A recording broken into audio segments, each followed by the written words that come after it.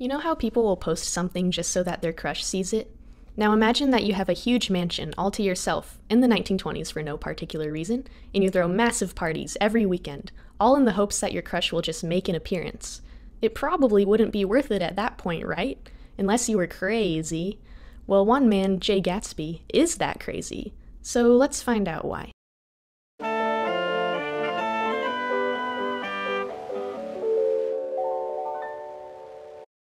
The Great Gatsby was written by F. Scott Fitzgerald. It was published in 1925 and takes place in 1922.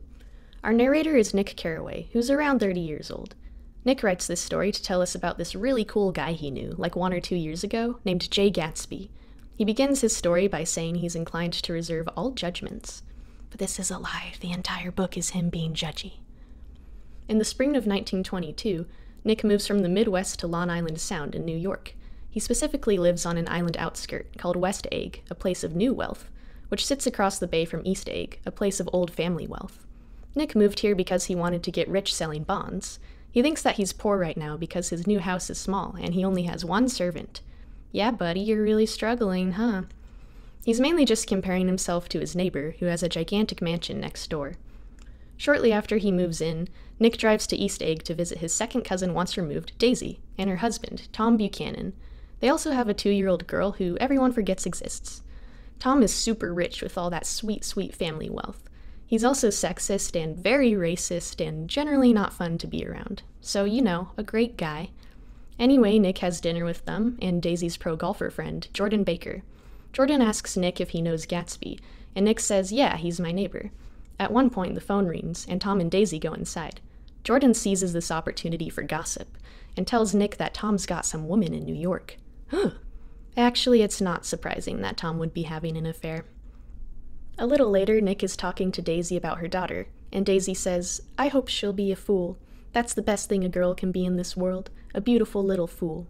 You see, Daisy acts kind of bubbly and ditzy, but she's actually quite cynical, and seems to suspect her husband is having an affair. Nick leaves their house, disgusted by the rich people, and sits in his yard to brood. He spots his neighbor Gatsby standing near the water and reaching toward a green light across the bay. We'll worry about that later. One day, Nick joins Tom on a trip to New York City, because I guess Nick has nothing better to do and no friends. They stop in a place that Nick calls the Valley of Ashes, which is a working-class industrial area. Towering over it is an old billboard that Nick refers to as the eyes of Dr. T.J. Eckelberg. Tom picks up his mistress, Myrtle, who is married to an auto repairman named George Wilson. George is oblivious to the fact that his wife is having an affair, and he's also dead inside. So now Tom, Myrtle, and Nick continue on to have a little party in Tom's New York apartment. They invite Myrtle's sister and their neighbors, the McKees. And Tom is just blatant about Myrtle being his lover. Like, he doesn't even try to hide his mistress at all, even though Nick is related to Daisy. Nick is really good at not mentioning affairs. Later into the night, Tom breaks Myrtle's nose because she won't stop saying Daisy's name. You would, Tom. You would. The women rush to take care of Myrtle, and Mr. McKee doesn't want to deal with it, so he leaves. Nick decides he also doesn't want to deal with it, so he follows Mr. McKee to his apartment and they hook up. Well, it's implied. This book is from the 1920s. It's not going to be explicit with that stuff. Okay, now we've jumped ahead in time, and Nick has been invited to one of Gatsby's famous parties. These parties are massive and wild, because people just show up and have a crazy time, sometimes without even seeing Gatsby. In fact, Nick getting an official invitation seems very rare. Once he's there, Nick finds Jordan Baker, and like any good introvert, he follows her around the whole time because she's the only person he knows. Eventually, Nick starts talking to this dude who's like, hey, I recognize you from the war. And Nick's like, yeah, I think. Oh, did you know that Gatsby invited me here? And the dude's like, I'm Gatsby. And Nick's like, what? And Gatsby's like, I thought you knew, old sport. I'm afraid I'm not a very good host. Then Gatsby smiles understandably, or, as Nick says, much more than understandably. It was one of those rare smiles with a quality of eternal reassurance in it that you may come across 4 or 5 times in life. And it continues on like that for 4 more sentences. Wow, I think this calls for a side note. Due to Nick's obsession with Gatsby and the implied gay hookup scene with Mr. McKee, many readers interpret Nick as queer. This doesn't have a huge impact on the plot itself, so I'm sure that many teachers ignore it. There are some other videos on YouTube that dive more into this interpretation, if you're interested. If you're not, I just want you to remember that Nick does talk about Gatsby's glorious appearance. For 6 sentences. Anyway, Gatsby talks to Jordan about something, and Nick goes home for the night, now fully intrigued by his neighbor. But sometime after that, Nick starts going out with Jordan because she's a woman and she's there. By this point in the story, Nick has heard many rumors about where Gatsby's wealth came from. But one day, Gatsby clears it up himself when he takes Nick on a drive. Gatsby says that he's from America, but educated at Oxford. He inherited money from his family after they died, and was drafted into World War I, where he won a Medal of Valor. Then he whips out the medal and the photo of him at Oxford to prove this stuff, like he always just has it on hand. That's a little sketchy. They get pulled over by a policeman, but once he sees who Gatsby is, he lets them go. That's a little sketchy. Then they have lunch with Meyer Wolfsheim, a person who Gatsby does business with. After Wolfsheim leaves, Gatsby says that he's the guy who fixed the World Series in 1919. I'm gonna go out on a limb here and say that that's a little sketchy. After that lunch, Nick has tea with Jordan, and she finally reveals what Gatsby's goal is. You see, Jordan says, when she and Daisy were 17 or 18, Jordan saw Daisy sitting in her car with a young lieutenant. They were clearly in love, and this man was Gatsby. Well, Gatsby had to go overseas to fight in the war, and while he was abroad, Daisy got engaged to rich jerk Tom Buchanan. But the night before the wedding, Jordan found Daisy drunk and dismayed in her room, clutching an unknown letter. After she calmed down, she ended up marrying Tom the next day. Jordan then says that Gatsby is still in love with Daisy, so much so that he bought this huge mansion across the bay from her, and probably throws the big parties hoping she'll show up. She says that Gatsby asked her to ask Nick if he could invite Daisy to tea at his house. Gatsby will then show up to meet them, and Daisy will be swept away by his endless wealth. Nick agrees to this plan because he ships Daisy with Gatsby more than Tom. The day of, Gatsby and Nick are waiting for Daisy, and Gatsby's just freaking out. Daisy finally arrives and Nick goes to fetch her, but when he leads her back inside, Gatsby isn't there. Nick hears a knock at the door and he opens it to find Gatsby. So, instead of waiting in the living room, he left through a back door and walked all the way to the front of the house to make it seem like he had just arrived there. It's the perfect plan. Gatsby enters and he and Daisy just stare at each other. Poor Nick gets to witness the most awkward reunion of all time. Gatsby's sweating it. If he had a plan of what to say, it just flew completely out of his brain, though he does mention, like, it's been 5 years, and Nick's like, okay, I'm out. But Gatsby frantically follows him into the kitchen, and he's like, oh my god, this was a terrible mistake, and Nick's like, fella, you're acting like a little boy, and you're being rude. And Gatsby's like, oh, and he goes back to the living room. Nick takes this opportunity to run away and hide under a tree for 30 minutes because he can't take the awkwardness. But when he goes back inside, the mood has changed drastically. Without Nick third-wheeling, it seems that Gatsby and Daisy were able to have an emotional reconnection. Then Gatsby finally gets to show off his glorious mansion to Daisy, via tour. After that fateful day, Nick doesn't see Gatsby for a few weeks. Probably because he's too busy making out with Daisy in secret. Nick tells us a little more about Gatsby's backstory, which he learned later on. Jay Gatsby's real name was actually James Gatz. He lived in the Midwest and his parents were farmers, but he always dreamed of achieving something bigger. That's right, Gatsby has a farm boy origin story. When James was 17, he met a millionaire named Dan Cody. When Cody asked him his name, he made the decision right then and there to create the persona of Jay Gatsby, literally making a name for himself. Gatsby became Cody's skipper on his yacht for 5 years and was taught the ways of gentlemen. He also learned that he probably shouldn't drink alcohol, since Cody got himself into a lot of trouble through that. But their adventures were put to an end by a woman who was seemingly Cody's lover, possibly killed him, it's very unclear, and then inherited all of his money, even though it was supposed to go to Gatsby. So at this point, we still don't know how Gatsby is so rich. He didn't inherit money from his family or from Cody, so I guess that leaves crime as an option. We cut back to the present story, and Daisy and Tom attend one of Gatsby's famous parties, but Daisy seems disillusioned with the whole thing overall, and Tom says he's gonna do some digging into Gatsby's past because that guy is sketchy as heck, and Daisy's like, it's nothing, Tom, he just owns a lot of drugstores. After the party is done, Gatsby once again vents to Nick about how Daisy didn't like it, and she just doesn't understand like she used to, and Nick's like, you can't repeat the past, and Gatsby's like, why, of course you can! Oh no, the man is delusional. Then we jump to late August. Daisy invites Gatsby, Nick, and Jordan to her and Tom's house.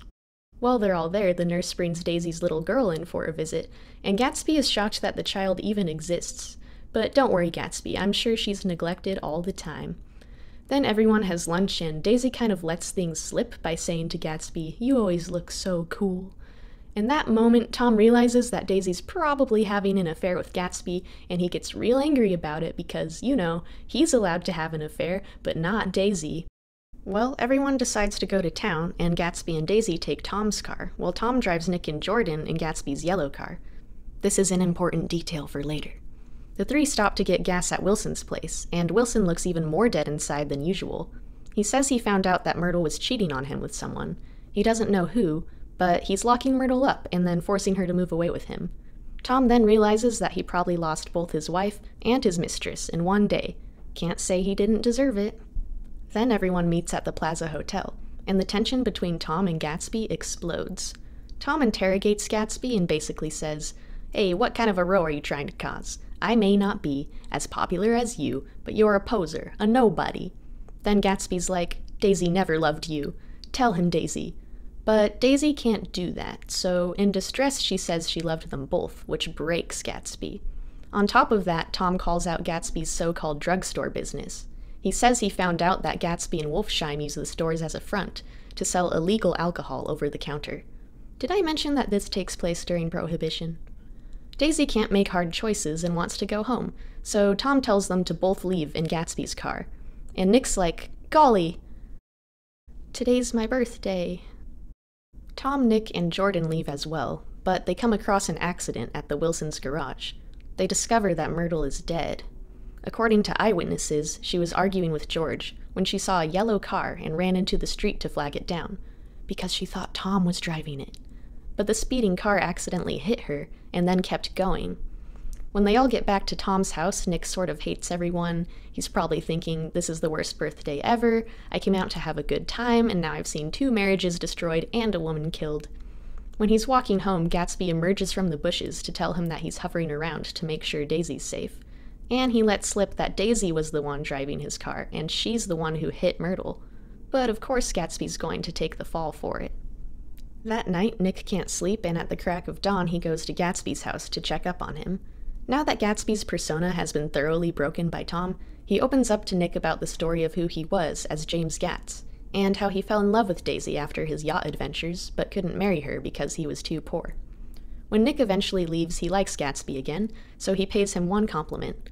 "They're a rotten crowd. You're worth the whole damn bunch put together." For that whole day, Gatsby waits for a call from Daisy, but it never comes. He decides to use his giant pool for the first time. But while he's floating around, a grief-stricken George Wilson appears. It turns out that George hunted down the owner of the yellow car that hit Myrtle. He shoots and kills Gatsby, in what he thinks is revenge. Then he kills himself. In the aftermath of Gatsby's unexpected death, Nick is left to take care of the funeral. He learns that Daisy and Tom have left town for an indefinite amount of time. Nick keeps trying to find people to come to the funeral, but no one seems to care enough. He even visits Wolfsheim, who says he can't get mixed up in it. But he does ask Nick if he's a college man, possibly expressing interest in him as a new business partner, and then Nick's like, "Okay, I'm out." The only person who comes to the house is Gatsby's father, who traveled all the way from Minnesota.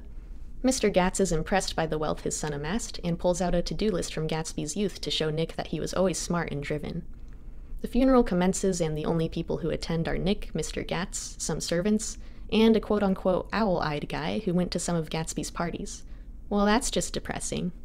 After this whole ordeal, Nick decides to move back to the Midwest because he's done with rich crazos. But first he has to break things off with Jordan. So he invites her to his house, and then she says she's engaged to another man. Okay, well that takes care of that problem. Nick also runs into Tom one last time before he leaves. Tom admits that he was the one who directed George Wilson to Gatsby's house. Sure, George was threatening Tom, but also Tom probably wanted Gatsby dead. And now since both of their homewreckers are dead, Tom and Daisy's marriage is apparently A-okay. Done with everyone and everything, Nick has one last brooding moment where he thinks about how Gatsby believed in the green light, that bright, distant ideal, but his dreams and aspirations were already behind him the whole time. Well, it's safe to say that that was a doozy, so let's talk about themes and symbolism. First, we have money symbolism, and there's a lot. The green light in Gatsby's yellow car with green seats are the color of money. Gatsby says that Daisy's voice sounds like money, and he wears a silver shirt and gold tie when he reunites with Daisy. To Gatsby, Daisy and money and success are all conflated. This shiny, perfect vision is what he's constantly pursuing. Next, we have seasonal symbolism. Nick moves to West Egg in the spring, a time of growth and new beginnings, like finding new wealth. The majority of the story then takes place during the summer, which is perceived as the fun, carefree season. But on the day of Gatsby's death, the season has started transitioning to fall. Fall brings about the end of the year, and symbolically, the end of dreams. Next are the eyes of Dr. T.J. Eckelberg. These eyes represent the eyes of God looking down and judging everyone. You know, like what Nick does. Now let's go over some themes. An examination of the American dream and upper-class society. The American dream is the idea of going from rags to riches, and Gatsby's ambition is representative of America's ambition. You know, we've got to go big, we've got to have it all. But on a basic level, this book is saying, look, money isn't everything. You can still die alone in your pool. And no one will come to your funeral. I noticed that all the characters seem to be drifting in an aimless haze, and sometimes the dialogue feels dreamlike and disconnected from reality. But then there are these jarring moments of violence that throw you off every once in a while, like the characters' true selves are breaking through. It's important that most of this violence is at the expense of Myrtle and George, who represent the working class being used and discarded by the upper class. I mean, yeah, George shoots Gatsby, but Gatsby was the wrong person, and George also shoots himself, so I don't think I would call that a victory. And underneath all their fancy gardens and dazzling clothes, the wealthy characters are deeply lonely. Tom and Daisy are unhappy in their marriage, Gatsby is the yearning lover, and Nick is just stuck as an outside observer. The characters in this world tell themselves, I've achieved the dream, now this is living, and the book is saying, is it really? Because the American dream isn't bright anymore. It's isolating, laced with crime and dishonesty, and cold. That's why this book is an American classic. Controlling the passage of time. Gatsby wants to preserve the past, believe that Daisy never loved Tom, and hit the undo button of life. And don't we all? As Nick explains, we're always trying to get back to some romanticized moment in time. It's only when we look back do we say, I wish things could be like this again, or I wish that things had gone differently. But if Gatsby had learned to let go of Daisy, he probably would have been much happier and, you know, alive. Nick sums up this whole idea for us at the end of the book. So we beat on, boats against the current, borne back ceaselessly into the past. Well, that's a downer, but Nick also argues that there's something romantic and intriguing about Gatsby's hopeless pursuit, this perfect vision that could never be. Sure, it all burns down in the end, but what a beautiful burst of flame. Gatsby fails, but I don't think this book is saying that real love unspoiled by gain is impossible. Sometimes we just chase the wrong goals, or the wrong people. Sometimes we have to move forward. At the end of the story, Nick describes a memory from his college years, of waiting for the train. It's a simple, grounding moment that pulls you back from the upper-class chaos we just witnessed. And we know that even though Nick and Gatsby parallel each other, and Nick was offered similar opportunities to Gatsby, he made sure not to become that guy. Instead, he just went home. Nick may be a mediocre person, but at least he doesn't let any delusional dreams destroy him in the end. And don't worry, I'm sure he went on to keep judging other people's poor decisions for the rest of his life.